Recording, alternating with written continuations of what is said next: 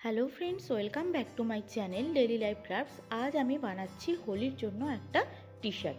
तो प्रथमेই আমি একটা প্লাস্টিক নিয়েছি আর নিয়েছি একটা শক্ত মোটা বোর্ড না থাকলে তোমরা যে কোনো খাতাও নিতে পারো। সেটা আমি এই প্লাস্টিকটার মধ্যে মুড়ে নিয়ে যে টি শার্টটাতে আমি পেইন্ট করব তার মধ্যে আমি এটাকে ঢুকিয়ে দিচ্ছি। এবারে আমি নিয়েছি একটা স্পঞ্জ।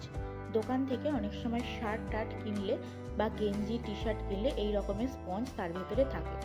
এবারে যেই কালার দিয়ে আমি পেইন্ট করব সেই কালারের মধ্যে এই স্পঞ্জটা ডুবিয়ে ড্যাব ড্যাব করে আমি এই টি শার্টটার উপরে লাগিয়ে দেবো। ভেতরের দিকটা ডার্ক করব আর বাইরের দিকগুলো একটু হালকা হালকা শেডের উপর রাখবো। প্লাস্টিকে মোড়ানো একটা বোর্ড বা খাতা কিন্তু টি শার্টটার তলায় রাখতে একদম ভুলবে না। এর ফলে কি হবে, তোমাদের কালারটা করতেও সুবিধা হবে আর টি শার্টের ব্যাক সাইডে কোনো কালার লেগে যাবে না, নাহলে কিন্তু কালারটা ব্যাক সাইডেও ছেপে উঠবে। তো চলো এভাবে আমি পুরো কালারটাই করে নিচ্ছি।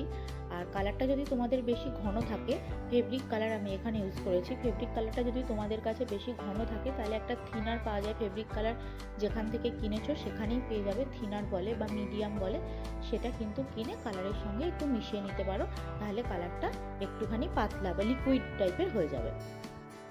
এইভাবে আমি টি শার্টের পুরো মাঝখানটাই দেখো পেইন্ট করে নিচ্ছি।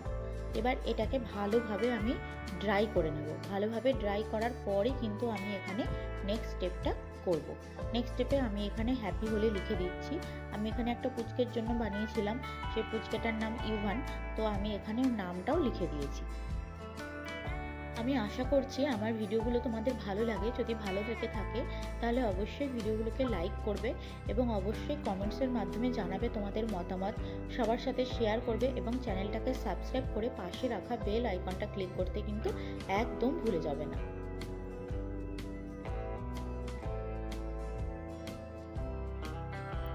লেখার আগে হালকা করে তোমরা পেন্সিল দিয়ে একটা স্কেচ করে নিতে পারো। আমি এখানে হালকা করে কিন্তু একটা পেন্সিল দিয়ে স্কেচ করে নিতে পারছিলাম। তো হোলির টি শার্টের একটা মেইন সুবিধা হচ্ছে, যেহেতু এখানে মাল্টি কালার ইউজ করে করা হয় বা হোলির টি শার্ট, তো কালার একটু এদিক ওদিক লেগে গেলেও খুব একটা অসুবিধা হয় না। কাজটা করার পরে আমি টি শার্টটাকে ভালোভাবে ড্রাই করে নিয়েছি।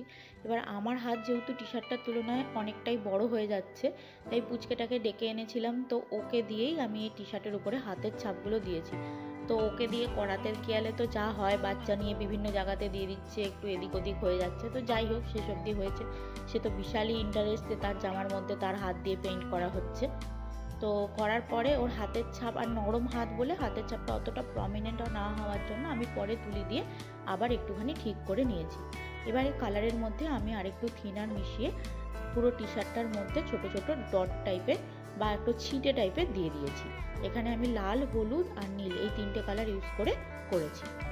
টি শার্টটা ভালোভাবে ড্রাই হয়ে গেলে এটা পরার জন্য একদম রেডি। তো ভিডিওটা তোমাদের ভালো লেগে থাকলে অবশ্যই লাইক, কমেন্ট, শেয়ার এবং সাবস্ক্রাইব করতে কিন্তু ভুলো না। হ্যাপি হোলি সবাইকে। দেখা হচ্ছে পরের ভিডিওতে।